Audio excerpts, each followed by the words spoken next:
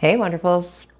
I bought a bread maker and then I burnt it up and bought another bread maker, and I've been loving it, and I want to show you how easy it is to make perfect bread even with a couple extra steps. And I'm going to throw it together pretty quickly here because we're running out of daylight and I need to take Joshua for a walk. I decided to start baking my own bread because I eat a lot of it and I'm sick of running to the store. I'm just doing a really simple white bread recipe that I have slightly adapted from the Farmer's Table on YouTube, and they have slightly adapted it from the No Fuss Bread Machine cookbook, and I don't know where they originally got it. I don't actually bake the bread in the bread machine, I bake it in the air fryer. So it is a couple extra steps, but it's so worth it to get the perfect crust. So I'm just gonna get the dough together and let the bread machine take care of that in one dish, and then I can go do other stuff for about an hour and a half while it does its thing. It looks like a lot, but I only need the sugar from this big container.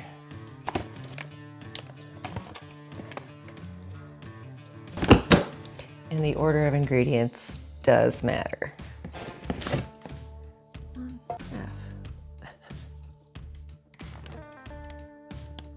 Then when I was looking for recipes, I found a video about how store-bought bread isn't even bread anymore.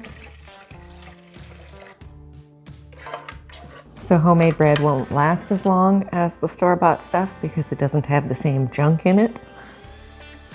But if you go through it quickly enough, that doesn't even matter.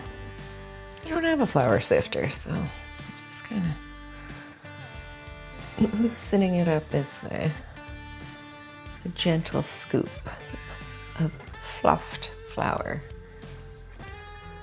Leveled off in both directions.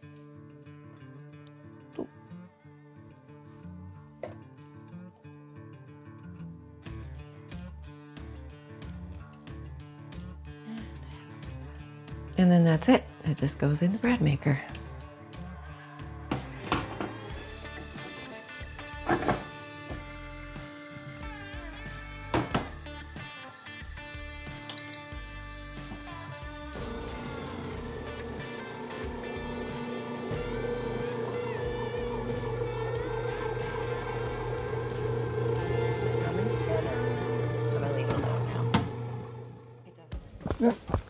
I think a lot of people get bread makers and then use them once and never again. So I scooped up a very gently used one, bleached the hell out of it, and then ended up loving it to death.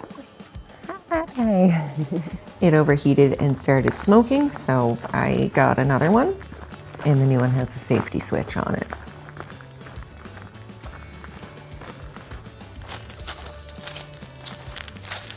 I didn't like the paddle that the new one came with, so in true Getter Better fashion, I swapped it out and modified things a little bit so that the old paddle would work with the new machine.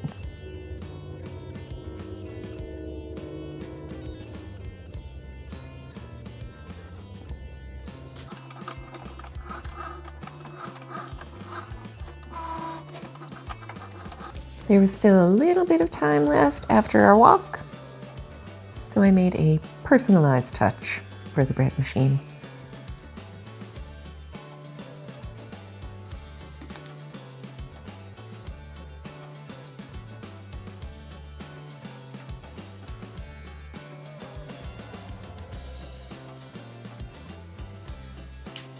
There's just a few minutes left on the dough now, so I'm gonna clear a spot off on the counter so that I can quickly roll it out, get it into the pans, and then I will let it rise for 45 minutes. The work itself doesn't take a lot of time, it's just the waiting in between steps.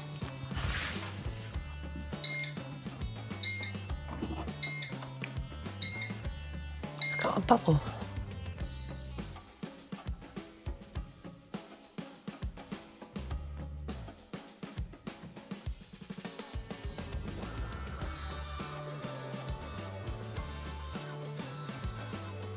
There's a ton of features on the machine, even one for making preserves. I've only tried one full baking cycle once and then have just used it for the dough.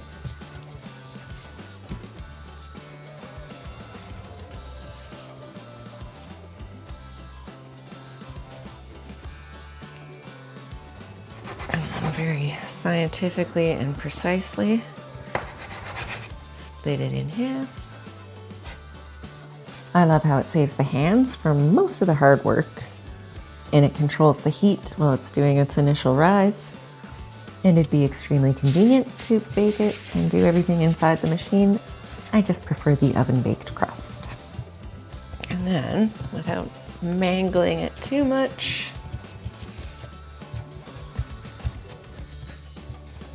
get it into roughly the shape that I need for the pan size.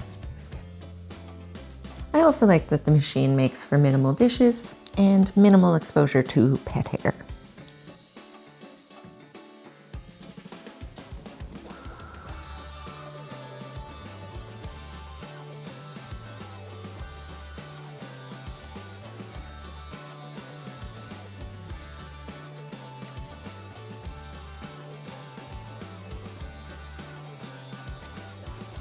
You could use parchment paper. I'm just using like a really usable, actually it's meant for a barbecue tray liner, but I cut it to shape and use it for bread.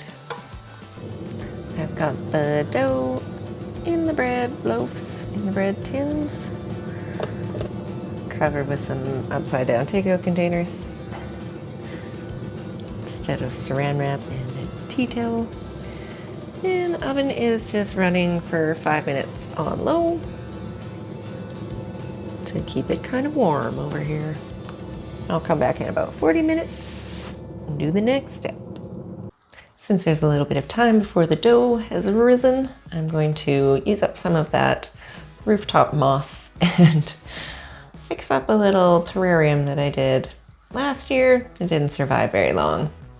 It didn't have a lid on it, so I've fashioned up a little lid that will hopefully help, and we'll give it another go.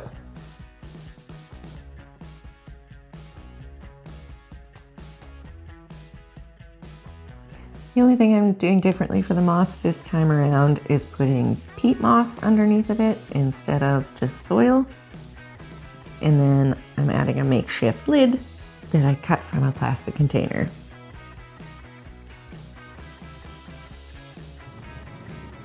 There, I have a revamped little cutie terrarium. So from the bottom up, it's gravel, then landscaper's fabric, peat moss, then the other moss, and some little decorations. So I'll give it a spray, and then I got a little lid for it this time around. And then I only have like 4 or 5 more to do. So it's been about 40 minutes. And they've about finished rising, so I'm just going to give a little relief slice, and then I will preheat the oven for 5 minutes.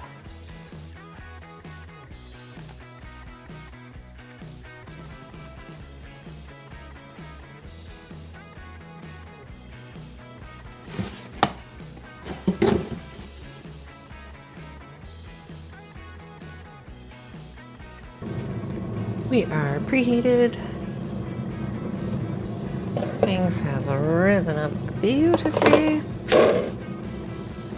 So we're gonna throw them in here now. 325 for 10 minutes.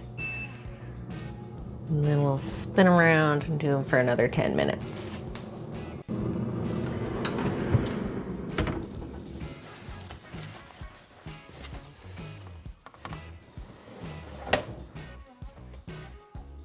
Look at that. I'm going to put a little butter on the tops of them and let them cool down for, I don't know, another half an hour, 40 minutes. This will be the toughest waiting game. It smells so good in here. All right, buttered.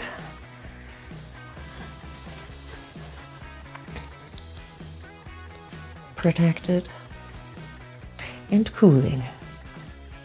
Raja, hello, Celeste. Who would like a treat? You would?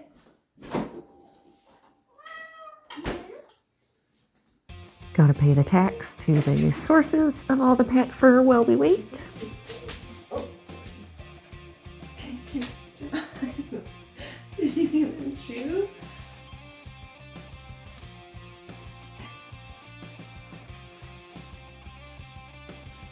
Good job. And some video games to fill in the rest of the time.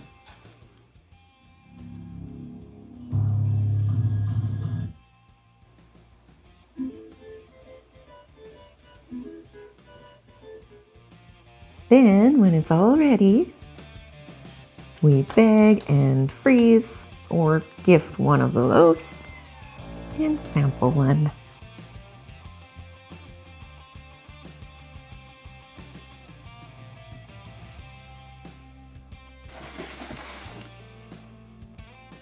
It'll cut much better tomorrow. It's pretty soft still, but it's so good, and I wish you could smell it in here. Baking bread has got to be one of the best smells in the world. Then if you can manage to wait till breakfast. It's excellent for toast with some local honey, but I do want to try the jam function on the bread maker. Have some homemade bread with homemade jam. But for now, yeah, toast!